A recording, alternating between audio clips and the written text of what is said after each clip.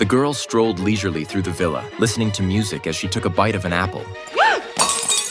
Outside the window, a man holding a hunting rifle stood motionless, staring at her intently. Soon, a fat man joined him. Sensing something was off, she called out to her boyfriend. To her shock, he walked up to the door, unlocked it, and deliberately stepped outside, allowing the two men to enter. As she changed clothes, the middle-aged man was the first to barge into her room. Her instincts screamed that he had bad intentions. He sat down on her bed, pulled out a business card, and said, "Your boyfriend had to step out for 5 minutes. He'll be back soon." She stood up cautiously, but the man reached out and grabbed her. She tried to run, but he shoved her hard against the wall. Meanwhile, the fat man approached, chewing on something as he silently watched the scene unfold. "You either join in or get out," the man said to him. The girl pleaded with her eyes, hoping the fat man would help, but he simply continued eating his chocolate, then shut the door behind him as he left. She sobbed helplessly.